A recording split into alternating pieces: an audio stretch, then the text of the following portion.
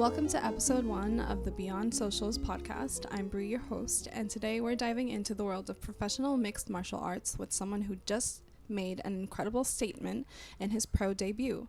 Our first guest is Brian Santiago, who recently transitioned from amateur to professional MMA and absolutely dominated his first pro fight with a first round knockout. Brian, thanks for coming. Thank you for having me. This is exciting. This is my first podcast ever. Yeah. And this is my brother, guys. So happy to have you here. So, for those of you who don't know yet, you've crossed that huge milestone from amateur to pro fighting. That first professional fight is something most fighters remember forever, and you made it count in a big way. We're going to talk about your journey, what's coming next, and give people a real look at what it takes to compete at the professional level. So let's jump right in. Question 1 is, how long have you been training? So before I even answer the first question, my boy Angel, who works for the event, I fight for Combat Night. I also work for Combat Night, which is cool. He hosts like the amateur sanction body. He runs it. He helps set up the cage. He does a lot for the promotion. He always tells everybody, you only get one pro debut. You only have one debut, so you have to make it count, make it memorable, go in there, have fun. So I just wanted to go in there, compete at my best, look good doing it, and have fun. Like everything else in life I want to do is I want to have fun. Yeah. But the first question was how long I've been training. Since 2019. Okay. Since towards the end of 2019 is when I started training mixed martial arts here at Fusion XL in Ocoee, Florida. Okay. All right. My next question for you is, why did you start fighting? The why is a crazy question because I really didn't have nothing going on in life. I was just working. I had 2 jobs. I was going to Valencia at the time, which I didn't even really know what I wanted to do in school. Yeah. But I wrestled in high school, which was cool. I wanted to go to the Army. Didn't work out. They just didn't accept me. So as I'm in college, one of my homeboys is telling me his dad's hosting a promotion. Floyd Mayweather's going to be there. I'm like, Mayweather's finna be there? I'm finna pop out. Yeah. I'm going. I'm trying to meet Mayweather. Yeah. In that process, I meet this one fighter who was in the UFC at the time, one of my teammates. His name is Mike Perry. If you know who Mike Perry is, he's a crazy dude. You watch any of his fights, they're exciting. So I see Mike Perry, I'm hyped. I gotta see Mike. I gotta talk to him. I gotta get a photo. I'm talking to him for I want to say 5 minutes. Very nice guy. He's cool. He tells me to start coming to the gym. I tag him in the IG post. He tells me to come to the gym. I go to the gym. I get my butt whooped, bro. Bad, bro. Never before. The way I got whooped, you wouldn't want to come back to the gym. But my coach was sitting there just talking crap the entire time. The entire time I'm getting my butt whooped. My coach is Julian Williams. If you know who he is, you know he talks smack. So he's talking to me the entire time. I'm on bottom. I'm going with this dude who's a black belt now. He's probably a brown belt back then. He's a black belt now. I had no experience whatsoever. Never thrown a punch. I hit the bag. That really don't count. He takes me down. I'm a wrestler, first of all. He takes me down. I'm like, okay, this is going to be light. No, bro, I'm getting whooped. And since then, it just kicked off. Nice. Nice. So my next question for you is, what's next for you? What's next is basically my first pro fight just happened. I'm trying to run it back to back if I can by the end of the year. I would like to have 2 more fights. If I can't, it's okay. If I can, I'll be very happy. I'm trying to fight again October 11th if they find me an opponent. Right now we're searching for an opponent. Okay. So we're going to see what happens, but I'm excited for my journey. I just got to keep having fun with it. Training, getting better. Okay, cool. So his next fight will be in October if they find him an opponent, which is great. Hopefully. So do you have any signature moves? No, it's funny though because my friends have been joking around how my last two fights I suplexed somebody, and I've never suplexed somebody before in my life, but it was kind of scary. I didn't want to land on my head, but I've seen this one girl. I wish I remembered her name on Instagram. She's like an Olympic trial wrestler, and she suplexed somebody, did a whole arch. It was crazy. So I said, let me try this. First time I did it, I was so scared. I just threw the dude. I just let go. I didn't want to land on my head. Second time, my last fight, suplex dude, I did land on my head. It's hilarious. Oh So my gosh. I always tell myself I'm never suplexing somebody again, but if the opportunity comes, it's probably gonna happen. And you keep racking up suplexes.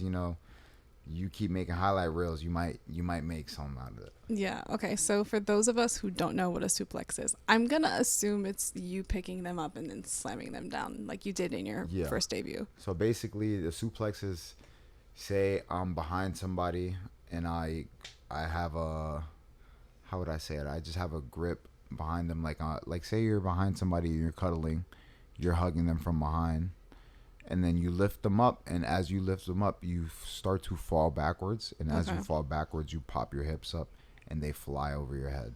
Okay. Wow. It's crazy. It's super fun. If you ever watched WWE, you know what it's like. Okay. Okay. You heard it here. You know what that is now. What are your pre-fight rituals? Is there anything that you do before you start a fight? Is this PG? No, we don't have to. We don't have to do a PG. No, I won't even say that. But pre-fight rituals really, when I'm at the stadium. Well, I'll start when I'm at the crib. I wake up, I go to the gym, I do a little shakeout, like a 30 minute to hour workout with my coach. I'll hit some pads, I'll grapple a little bit, just to get because the rehydration process is a lot on your body. You just cut down to a weight where it's close to death for some people, because your liver could fail. You're losing a lot of water to major organs like your brain, your liver, your lungs. Well, your lungs don't have water in them, but your kidneys. A lot of organs are losing water, so you're rehydrating, and you want to start to get some of that out of you, because if you don't rehydrate correctly, you will definitely feel like crap. You definitely will, and that's happened to me in a couple amateur fights, but I've been getting a lot better with it. Talking to my teammates, and I'll shake out. I'll go back home. I'll get an acai bowl. I'll start to eat. I'll eat some fruit, not something too heavy on my stomach. Like, Okay. I like a little bit of steak or a little bit of chicken, but nothing too crazy. Okay. You want carbs to have a little bit of energy. So I'll eat some fruit. I'll watch a movie, maybe some anime. I'll take a nap. I love to take naps before my fights. Okay. Then Essential. I'll drive to the venue. I'll get there. I'll say what's up to my teammates. Say what's up to my friends who pulled up. Go to the back. You have to listen to the rules meeting. Get back there. Wrap my hands. As I'm wrapping my hands, I always do listen to this one song. It's called "Give Me the Loot" by Biggie Smalls. I always have to listen to that song while I'm getting my hands wrapped. Okay. I'll play some Sade, some Wu Tang, like a lot of different type of old Classics. style Okay. classical music I like to listen to. Some new music too, and then I'll just be back there vibing with my teammates. Nothing Nice. crazy. Nothing Nice. crazy. Nice. What's your main fighting style? I'm a wrestler. I wrestled in high school, but when I get in there, I like to beat some ass. So Okay. I'm throwing hands. I don't care. Yeah. Wherever the fight goes, I'm whooping somebody. Okay. Where do you train and who's your coach? So I train out of this one gym. It's called Fusion Excel. It's in Ocoee, Florida. My main coach is Julian Williams. From time to time, I'll pop in at American Top Team Longwood because they have some great work over there with some of the guys. Mainly out of Fusion XL, my main coach, Julian Williams. We have some great striking coaches. Mike Segroy, Manny. Damn, sorry, Manny, I do not remember your last name. Ibrahim, Edwin, our strength and conditioning coach. Lee Alves. We have so many great coaches. Bruno is our main jiu-jitsu coach. Like, bro, we just have high level coaches at every step of the way. Wrestling, jiu-jitsu, Thai, That's awesome. mixed martial arts in general. Like any art that you have, we have a great coach. That you need, we have a great coach for. Is there anything that your coach has said to you that's like stuck with you, that's like, damn, like that keeps you like motivated, or that's had you continuing in hard times? No, my coach loves to talk crap, bro. My coach loves to talk crap, and it's funny because I like to talk crap too, so I like it. It fuels me. But one thing he rarely does is he gives compliments. And when you get a compliment from Julian, you're like, wow, he really meant that. Like, Okay. I must have done something really good if he just gave me a compliment. So whenever you get a compliment from him, you're like, you hold that dear to your heart. You're like, damn, okay, maybe I'm getting good. Maybe I'm getting better. Maybe I'll keep going at this. So I like that because it's like he's not the kind of coach that's going to boost your ego. He kind of wants you to get no, confident on your not at own. all. My coach is Yeah. 100% honest. A little too Yeah. honest sometimes. It's hilarious. That's great. But that's what you need. That's true. What advice would you give someone thinking about starting MMA? There's so many different people that train. You got to remember that. Some people train for fitness. Some people train to have fun. Some people train because they think they want to fight. Some people train because they do want to fight. Go in there. Don't have a certain thing that you want to do, but say if you just want to do jiu-jitsu, it's okay. Like, you don't have to do MMA in general. You don't have to do every single art. It's nice because you get to learn how to defend yourself multiple different ways. Like, yes, I do fight as a professional, but I'm never going to do that outside of this unless like something crazy happens. But at the same time, go in there with an open headspace because there's so many people in this sport. This sport is huge on ego. Yeah. So many people in there have ego, and that's one thing I would say too is leave your ego at The door. at the crib, bro. Yeah. Like when you step in the car driving to practice, no ego. Like that's a big thing because people's arms could break in jiu-jitsu. People can get knocked out in kickboxing. Like it's a lot of different things. And remember, have fun. If you're practicing and you're practicing gruelly, you're going to get hurt half the time. You're going to be injured half the time. Yeah. Go in there and have fun. When you have fun, you learn more. Yeah. Sorry. All right. My next question for you is, who are some fighters you look up to or study? Some fighters I look up to, I could sit here and name famous people who I like to watch, but in all honesty, fighters I look up to are fighters I train with, like I would say Mike Davis, John Pierre St. Louis, JP, Donovan Hendricks, Jeremiah McDougal, Phil Rowe. I have so many high level fighters at my gym. Terrence McKinney, and all these, bro. Most of these guys, like 99% of these guys, are all coming off huge wins from big promotions like the UFC, PFL. I've trained with some people that fought in one championship. Like these are high level events, Right. that they fight at, and I get to train with them. I'm like, we train with pro athletes even as an amateur. We're so lucky for that. Yeah. We're so lucky for that at that gym. And those guys I look up to so much because they help me with everything. They help me. They're like I said, they don't have an ego because they leave their ego at the door. Right. Obviously it's going to be a little bit, but it's good to have a little bit of a good ego. Right. You can obviously have way too much, but they show me so much that like I might get the better of them one day. That one day doesn't beat that 99 days that they beat my ass. Yeah. And they'll show it. They'll tell me all the time, hey, you're getting good at this. You're getting good at this. Hey, you need to work on this. Especially when I'm fighting, they tell me like, hey, yo, I want you doing this. I don't want you doing that. They help me so much with that, and I love that. Like some of my favorite fighters, Max Holloway, John Jones, Demetrius Johnson, Zabit. Like those are some, but the people I look up to are the people around me. That's awesome. And I love that. That's awesome. What's the biggest difference between amateur and pro fighting that people don't realize? The biggest difference is you get paid. That's the biggest difference. In my experience, amateur, they came in there to take my head off. Pro, they come in there to take your head off. The only difference is pro, you got to sign a contract.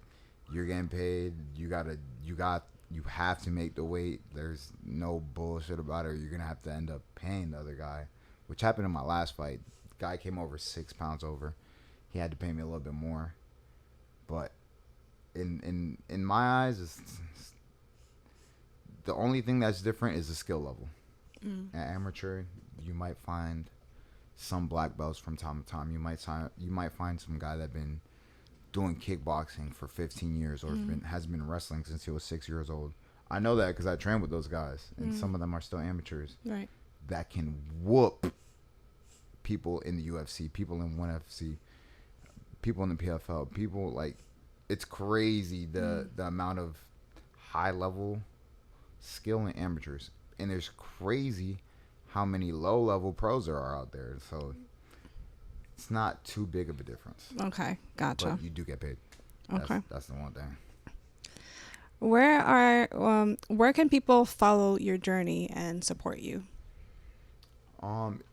If you want to follow my journey, I would say come to the gym and support me. Come to the gym. Come to Fusion XL. If you don't live in Orlando, it's okay. You could always look me up on Instagram at Make Money Not Friend. You can look me up on TikTok. That's the same thing. Or I think it's Fleezus X Christ. What else do I have? I think those are the two major social media apps I use. I don't use too much of social media. I try to stay off of it. Okay. Because it's just too much on your head. I try to focus more on training. Okay. So those two things, yeah. All right, guys. So Instagram and TikTok? Yeah. Okay.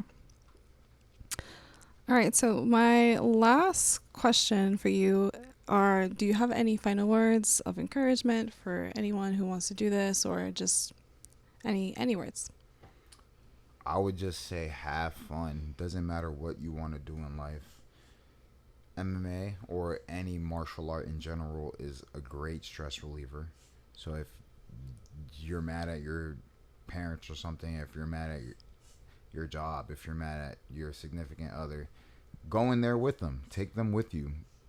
Train together. It's gonna bring a lot of love, and it's gonna bring a lot of stress relief. I promise you that. It's huge. And have fun. Have fun with whatever you want to do in life. It doesn't matter what you want to do in life. I just love fighting. I had nothing to do. I started fighting. I started training, and I loved it so much that I knew this is what I wanted to stick with. Just a couple months in, like, you do know that if you want to fight, if you think you want to fight and you start training and you get whooped, you're like, maybe I don't want to fight. But find that why. Find that what you want to do. It could be you could want to be an artist. You could want to be a scientist. Whatever it is, have fun and follow your dreams. Awesome. I love that. Yeah, I definitely knew from like the beginning that when you were in wrestling that was what you were gonna do. Yeah, I was having You were fun. very focused on that. Like once and I saw the switch. Like, when you were being questioned about like, why don't you go to college and do something and get a job? You were like, I want to fight. That's what I want to do. Like literally, he'd be like, I want to fight. I'm gonna be a fighter. This is what I'm gonna do, and that is what he's been doing ever since from middle school to now. He's in his 20s. That's all he's wanted to do. So yeah, he's great. I'm very proud of him as his older sister. And my sister used to beat me up when I was a kid. That's another thing I gotta tell you. We're not gonna get into that's another reason. My sister used to whoop me. No, don't make me look bad. All right, guys. Yeah, that was great. I'm very proud of you, and thank you for coming on the show. Thank you for having me. That's a wrap on episode 1 of Beyond Socials. Big thanks to Brian for coming on the show, and we'll be watching his journey, and stay tuned for his next fight. You already heard his socials, Make Money Not Friends, and Fleeces X Christ on TikTok. So yeah, thanks guys. Beyond Socials, be on the lookout. Bye. If you enjoyed today's episode, subscribe to Beyond Social's podcast for more conversations with people building brands beyond social media tradition. Until next time.